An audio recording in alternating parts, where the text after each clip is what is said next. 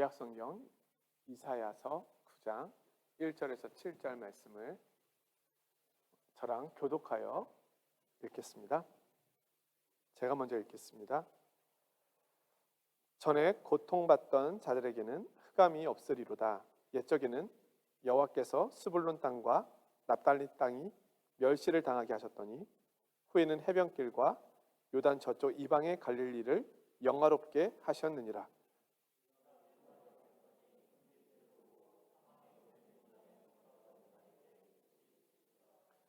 주께서 이 나라를 창성하게 하시며 그 즐거움을 더하게 하셨으므로 추수하는 즐거움과 탈취물을 나눌 때의 즐거움 같이 그들이 주 앞에서 즐거워하오니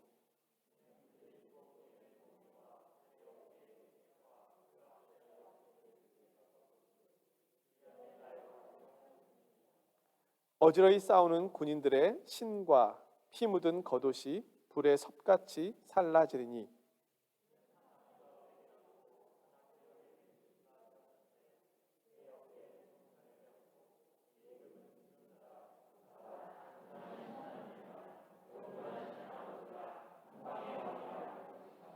함께 있습니다. 그 정사와 평강의 더함이 무궁하며 또 다윗의 왕자와 그의 나라에 군림하여 그 나라를 굳게 세우고 지금 이후로 영원히 정의와 공의로 그것을 보존하실 것이라. 만군의 여호와의 열심히 이를 이루시리라. 아멘.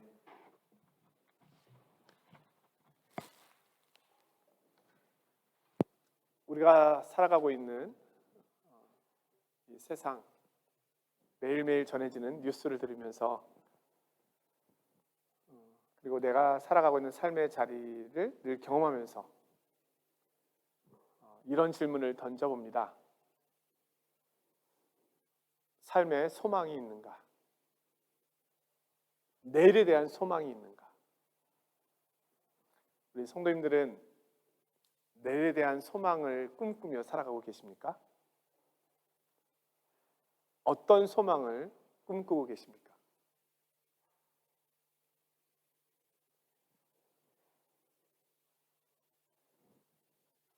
코로나19 이후에 교회가 많이 위축되었다는 이야기를 직접 경험하고 있기도 하지만 소식을 통해서 많이 듣고 있습니다.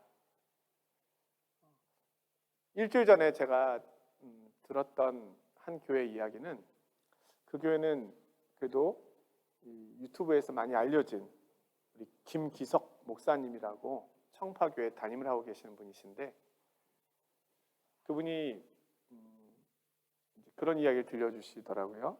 코로나 이전에는 1, 2부로 예배를 나누어서 드렸고 한 부 예배 드릴 때마다 450명에서 500명 정도가 모이셨대요.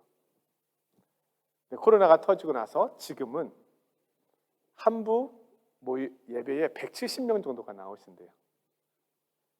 그러니까 30% 40%도 안 나오는 거죠.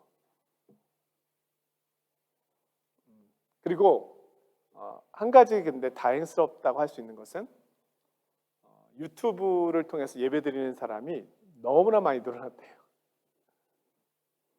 많은 사람들이 예배당에 나오지 않고 유튜브로 예배를 드리고 있는 시대가 되었다는 겁니다. 그리고 이제는 교회 등록하는 사람이 지역 주민이 아니라 목사님이 교회가 위치하고 있는 그곳이 아니라 LA에서도 등록을 하고 부산에서도 등록을 하고 전 세계의 등록교인들이 해외 지역을 벗어나서 등록을 하고 있다. 이것은 분명한 변화를 의미하는 것입니다. 그런데 이 변화가 우리에게는 사실 너무 힘들고 어렵습니다. 변화의 방향을 우리가 예측할 수 없기 때문이고 겉으로 볼 때 우리는 이전보다 훨씬 잘 못 모이고 있으며 그로 인하여 교회는 더 연약해진 것처럼 보여지기 때문입니다. 어느 한 분이 이제 그런 질문을 그분께 드렸습니다. 이 변화의 시기, 물론 이것이 단순히 코로나로 인한 것이기도 하지만 한편으로는 하나님의 섭리 가운데 이 모든 것이 주권 가운데 있다고 본다면 교회가 약화되고 때로는 교회가 흩어지고 하는 부분에 대해서 우리가 어떤 이해를 가져야 하겠는가? 그 부분에 대해서 이 목사님의 답변이 저는 굉장히 공감이 되었고, 또 이전에 또 제가 생각했던 것과 너무너무 맞아서 다시 한번 말씀을 드리고 싶은데요. 답변은 이러했습니다. 교회 안에, 기독교 안에 교회의 모습이 아닌 것이 너무나 많이 들어와 있다. 그래서 하나님께서는 어찌 보면 이런 일들과 이런 변화의 시간을 통해서 교회에 있어서는 안 되는 것을, 교회에서 없어야 되는 것을 때로 흩으시고 무너뜨리고 하시지 않겠는가. 자, 그렇게 보면 우리는 이 변화의 시기를 마냥 슬퍼하거나 애통해하거나 힘들어할 필요만은 없습니다. 왜냐하면 이 변화의 뒤에 하나님의 신실하심의 계획과 뜻이 있기 때문입니다. 오늘 성경 말씀은 사실 그 이야기를 해주고 있습니다. 결론적으로 오늘 말씀이 소망이 없는 시대에, 위기 시대에,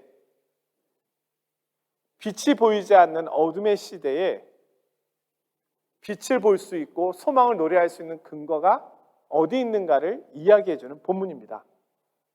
그것은 7절의 말씀이죠. 만군의 여호와의 열심이 이를 이루시리라.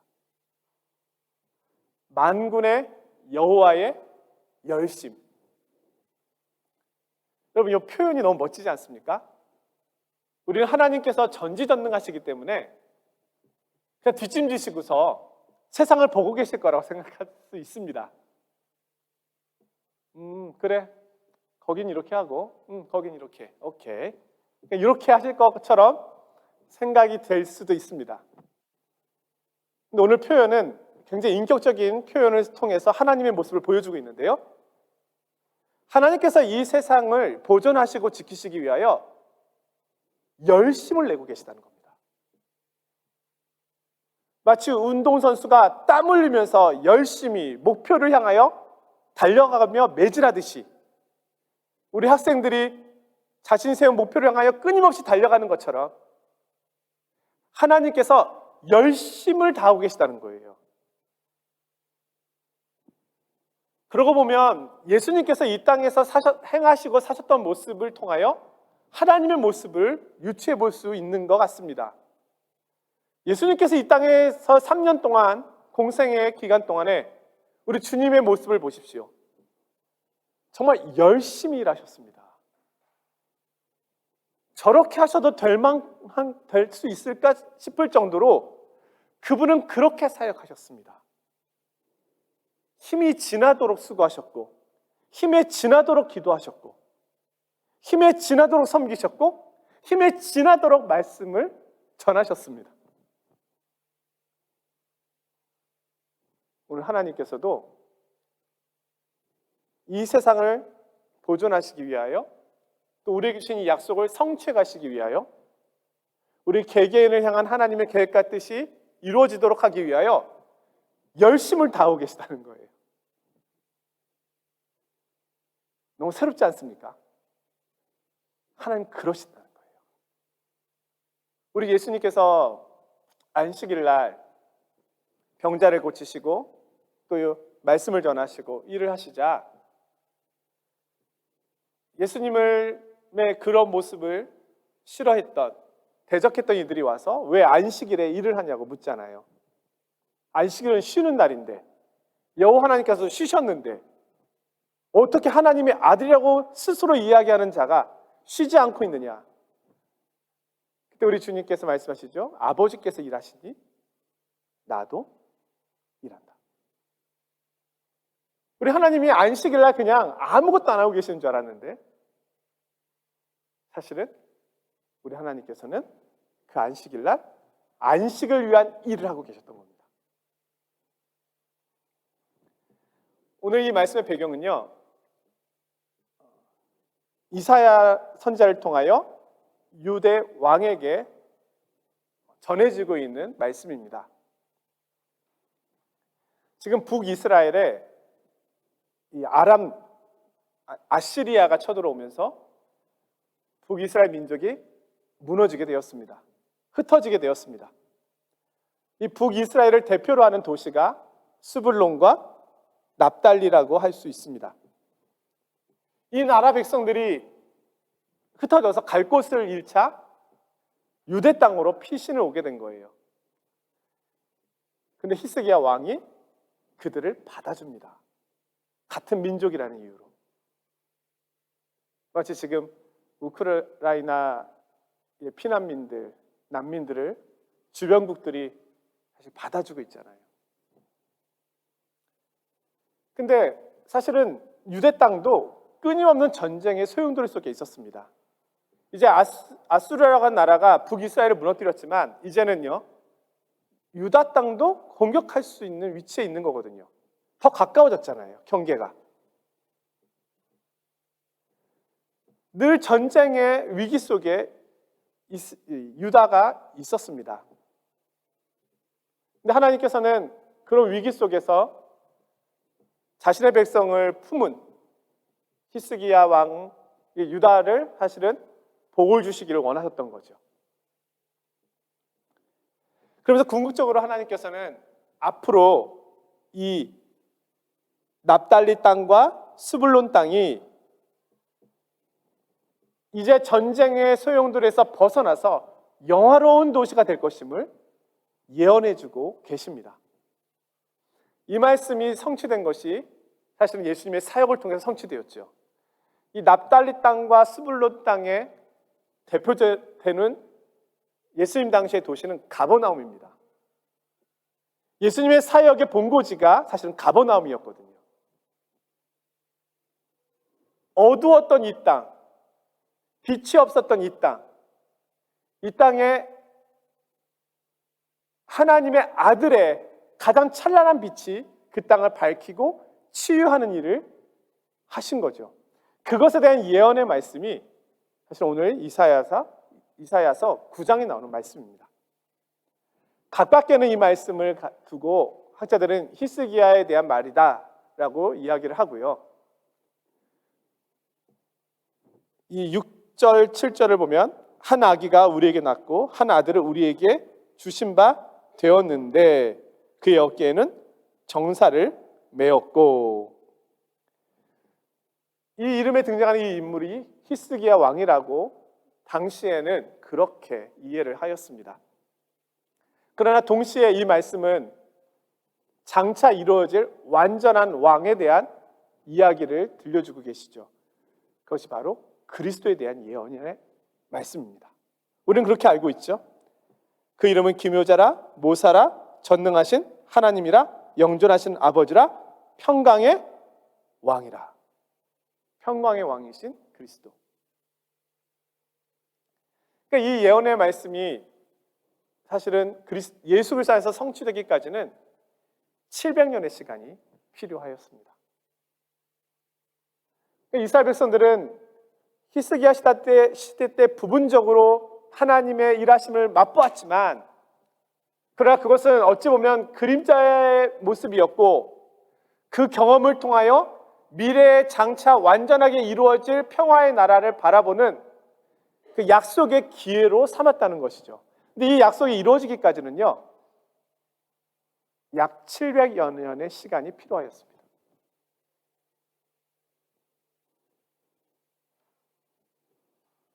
이런 생각이 드는 거죠. 하나님의 약속이 우리 가운데 성취되기까지 왜 이렇게 많은 시간이 필요할까? 우리는 하나님의 전지전능하심에 대하여 너무너무 확신을 갖고 있기 때문에 단 한 번에 해결하실 수 있을 것이라고 생각하는 기대감이 있습니다. 내가 기도하면 하나님이 지금 당장 반드시 이루어 주실 수 있는 능력이 있으신 분이니까 이건 믿음이잖아요. 그러니까 지금 당장 이루어 주십시오라고 우리는 사실은 기대하죠. 그런데 우리가 이 예언서를 통해서 보는 것처럼 이 구약의 말씀이 그리스도 안에서 성취되는 기까지, 이것이 목도되기까지는 때로는 1000년 이상, 그 이상 2000년 가까이 되는 시간이 필요하기도 했고요. 천지 창조의 시간으로 본다면 더 긴 시간이 필요했죠. 원시복음, 창세기 때의 말씀부터 시작해 본다면. 근데 오늘 이사야 선지자의 예언을 놓고만 봐도 700년이라고 하는 시간이 필요하였습니다. 사실 하나님의 전지전능하심이라고 하는 것이 이 시간 속에서 왜 이렇게 많은 시간의 흐름을 필요로 하고 있는 것일까? 이 말씀은 또한 어찌 보면 완전한 성취로 본다면 평화의 나라에 대한 완전한 성취는 아직 오지 않았잖아요. 그것은 우리가 늘 주기도문에서 기도하고 있는 것처럼 하늘에서 이루어진 뜻이 이 땅에서도 이루어지게 하옵소서. 이것이 늘 우리가 드리는 기도잖아요. 이 기도는 예수님의 초림이 아닌 재림 때에 이루어질 내용입니다. 그럼 예수님의 재림은 도대체 언제 온단 말입니까? 완전한 평화의 나라에 대한 이 약속의 성취는 언제 이루어질까요? 예수님께서 하늘로 승천하시고 약 2000여 년의 시간이 되었는데도 우리는 주님을 기다리고 있지 않습니까? 하나님의 전지전능하심에 비춰볼 때 이 우리가 경험하고 있는 시간의 길이는 너무너무 긴 것처럼 여겨집니다. 근데 어찌 보면 우리는 여기서 하나님의 전지전능하심에 대한 새로운 시각을 가져야 할지도 모릅니다. 하나님께서 우리에게 원하시는 것은 하나님의 신실하심, 또 하나님의 약속, 또 하나님의 하나님 되심, 그 아름다우심을 우리가 보고 경험함을 통하여 하나님을 찬양하고 하나님을 높이고 하나님께 순종하며 하나님을 경배하는 것이겠죠. 그렇죠?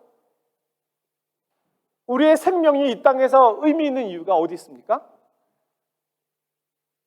개인적으로는요, 살아계신 하나님을 날마다 경험한다는 데 있잖아요.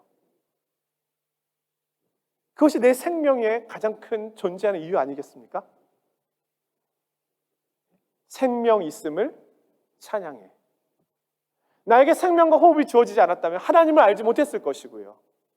그렇다면 그 크신 하나님의 영광과 위엄을 어떻게 경험할 수 있겠습니까? 그런데 이 작은 자에게 하나님이 자신을 나타내시고 보여주셔서 그 크신 하나님을 경험하고 때로는 그분을 따라가며 때로는 그분께서 주시는 무한한 은혜와 영광을 맛본다는 것은 내게 생명이 있기에 누릴 수 있는 가장 큰 특권이겠죠.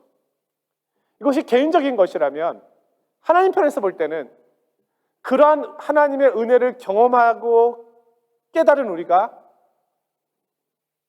하나님 말씀대로 이 땅에서 살아가면서 그분을 증거하고 그분을 나타내고 그분을 높이는 것이 하나님께 영광이 되는 것이겠죠.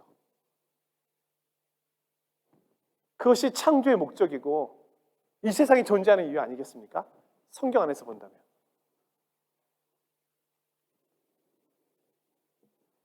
근데 하나님께서는 이 일을 이루어 가시는데 단번에 이루어가고 계시지 않다는 겁니다. 그것에 대해서 많은 신학자들의 고뇌가 있지만 제가 본 글에는 하나님의 전능하심은 이 어려움과 어떻게 보면 이 무질서함 그리고 하나님의 영광을 가리려고 하는 이런 영적인 싸움, 이 속에서 하나님의 뜻을 이루어가고 계시는 하나님의 능력을 보여주시는 것이 전지전능함이라는 겁니다. 다시 말하면 하나님의 약속이 이루어지지 않을 것 같은 상황과 형편, 그리고 어떨 때는 악의 힘, 아니면 인간의 반역, 그 속에서 모든 것이 암울하다고 생각했던 그때에 그것조차도 하나님의 약속을 성취해 가시는 도구로 만들어 가시는 것이 하나님의 전지전능하십니다. 결국 이 시간은 그 하나님의 전지전능하심을 보여주시는 시간이라는 거예요. 그래서 이 긴 시간을 우리에게 하려고 계시다는 겁니다. 우리가 구약의 말씀을 보면서 그것을 느끼잖아요.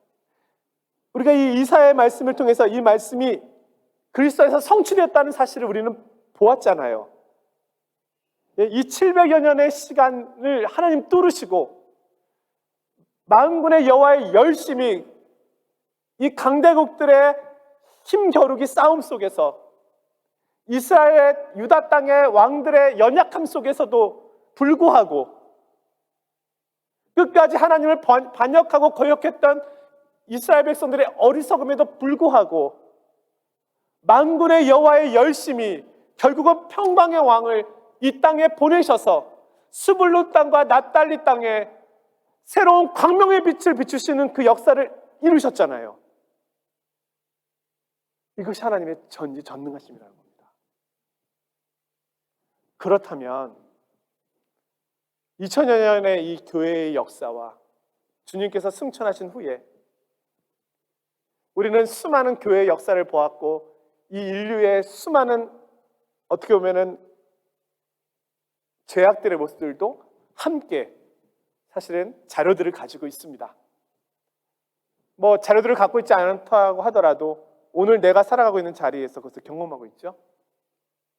근데 이 긴 시간이 결국 우리에게 말씀해 주는 것은 만군의 여호와의 열심히 반드시 이 약속하신 하나님의 뜻을 이루어가고 계시다는 겁니다. 그래서 우리가 소망을 가질 수가 있는 거죠. 코로나 시대에 교회가 어려워진 것처럼 보이고 많은 믿음의 성도들이 마음껏 모이지 못하는 제한적인 모습을 가진 것으로 인하여 미래의 교회가 어떻게 되겠는가? 하나님의 백성들이 어떻게 온전한 믿음의 신앙생활을 회복하며 갈 수 있겠는가라고 하는 염려들을 하게 되는 이 시대에 설마 교회가 유럽 교회가 어떻게 보면 침체기에 들어간 것처럼 한국 교회도 우리가 선교하고 있는 선교지도 그렇게 침체기에 들어가는 시기가 온 거 아닌가라고 염려가 될지 모르지만 그럼에도 불구하고 우리가 그렇지 않을 것이라는 확신을 가질 수 있는 것은 만군의 여호와의 열심히 하나님이 계획하신 바 뜻을 반드시 이룰 것이라고 하는 이 약속의 말씀을 믿기 때문입니다. 우리의 소망의 근거는 결국 하나님께 있습니다. 하나님의 약속에 있습니다. 함석헌 선생이라고 하는 분이 계시는데요. 이분이 이런 이야기를 했습니다. 이스라엘이 가장 어려운 시기에 하나님께서는 고난받는 종의 노래를 들려주셔서 소망을 나타내셨다. 이스라엘은 가장 어려울 때에 고난받는 종에 대한 예언의 말씀을 듣고 거기서 구원의 빛을 보았습니다. 이 시대가, 우리가 살아가고 있는 시대가 어둡다고 한들 어두울수록 빛은 더 밝게 빛나는 것처럼 하나님의 구원의 역사와 약속은 더 밝게 빛나는 것입니다. 우리가 부활절을 보냈잖아요. 죽음의 힘, 모든 것이 어둠이 세상을 덮었다고 여겨지는, 어둠의 빛을 이겼다고 여겨지는 그 그 상황, 죄악이 선함을 이겼다고 여겨지는 그 상황, 슬픔과 탄식으로 더 이상 아무것도 할 수 없는 그 상황, 끝이 보이지 않는 어둠의 터널의 그 상황. 그런데 거기서 이전에 없었던 생명이 빛을 발했다는 것입니다. 주님이 무덤에서 나오신 겁니다. 무덤이 뭡니까? 가장 절망이잖아요. 병원에서 나오신 게 아니에요. 병원은 소망이 있잖아요. 네, 나을 수 있다. 무덤은요,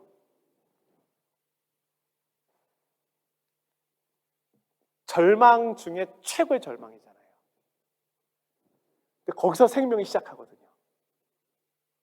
아이러니하게도 생명은 무덤에서 시작합니다. 오늘 이 시대에 우리가 소망을 노래할 수 있는 이유는 시대 때문이 아닙니다. 새로운 메타버스가 등장할 것이라고 하는 기대감 때문이 아닙니다. 전 우주에 위성이 띄워져서 전 세계 어디서나 와이파이를 자유롭게 사용할 수 있는 시대가 올 것이라고 하는 그런 기대감 때문이 아닙니다. 전쟁이 그치고 우크라이나가 재건되기 때가 올 것이라고 하는 기대감 때문이 아닙니다.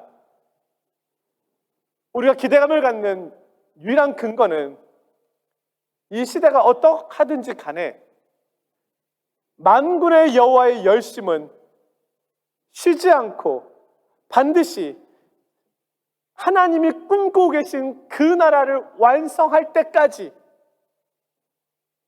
계속될 것이라고 하는 사실 때문입니다. 사랑하는 성도 여러분, 우리를 지치고 공부하게 할 만한 일들은 너무너무 많습니다. 아침에 눈을 떠서 어떤 이들에게는 하루를 살아간다는 것이 너무 잔인하게 여겨질 수도 있을지 모릅니다.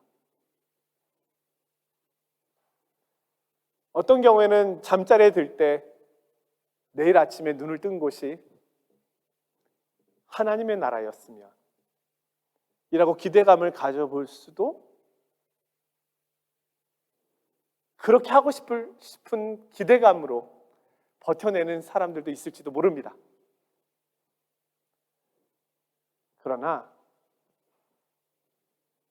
분명한 것은 우리의 삶이 비록 만만치는 않지만 나를 향한 하나님의 열심,